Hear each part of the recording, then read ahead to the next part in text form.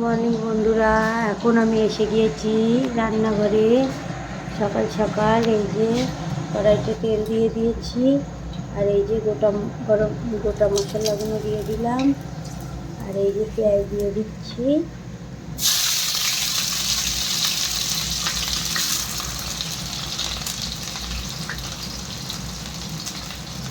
একটা দিয়ে দিলাম, আর এখন আমি বানাবো ছোলা বুটের তরকারি।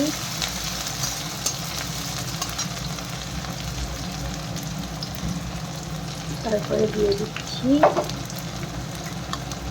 এই যে আলুগুলো একটু ভেজে নিই এর সঙ্গে।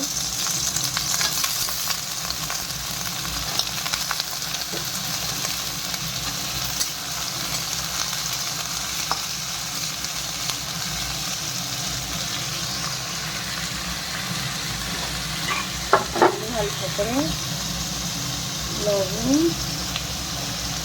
অল্প একটু হলদি দিয়ে এটা ভাজবো।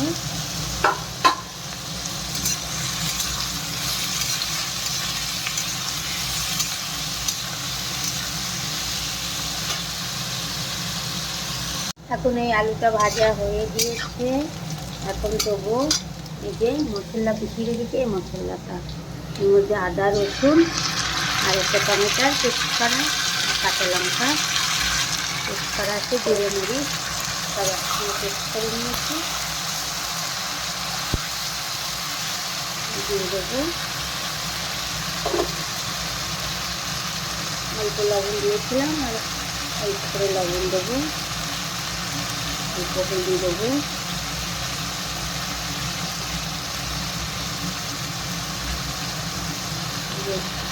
ঝালের গুঁড়ো,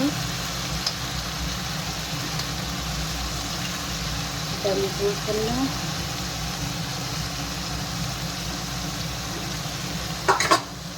এগুলো দিয়ে ভালো করে কষিয়ে নেবো আলুটা।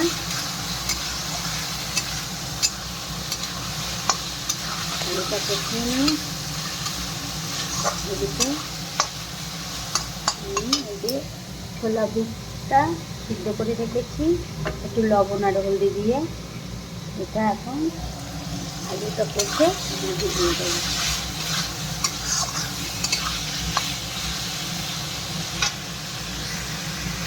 এখন এই আলুটা কষা হয়ে গিয়েছে, মশলাটা আলুটা।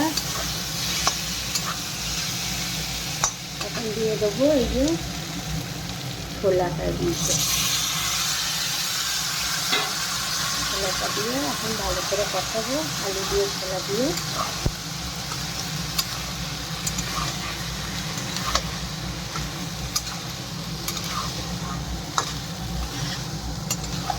ছোলা বুটটা আলু দিয়ে ভালো করে কষিয়ে তারপরে জলটা দিয়ে দেবো।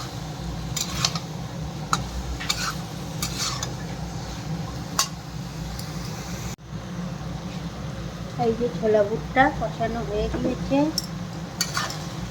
এখন জলটা দিয়ে দেবো। ছোলা বুটের যে সিদ্ধ করা জলটা ছিল জলটা দিয়ে দেবো।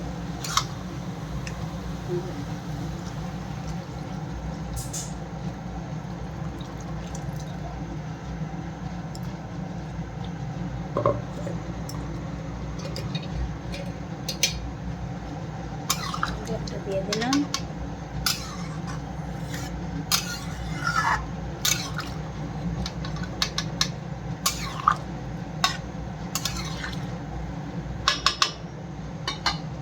এখন ঢেকে দেবো। এই যে এখন এই ইয়েটা থালাটা খুলিয়ে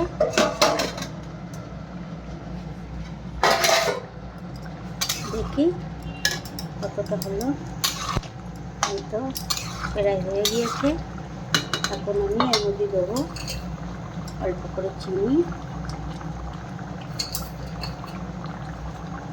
চিনি দেবো, আর এই যে হারা পেঁয়াজ কুচিয়ে রেখেছি, এই হারা পেঁয়াজ একটু দিয়ে দেবো।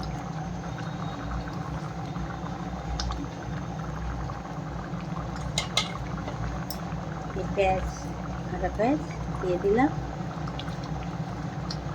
পেঁয়াজগুলো কিন্তু আমাদের ছাদের ওপর হয়েছে। পাতা পেঁয়াজ গাছ একটা তুলে নিয়েছিলাম, এটা দিয়ে সবজি বানাচ্ছি।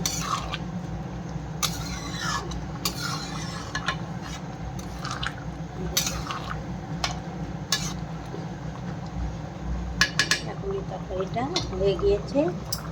আমার ভিডিওটা ভালো লাগলে একটা লাইক, কমেন্ট, শেয়ার করে দেবেন।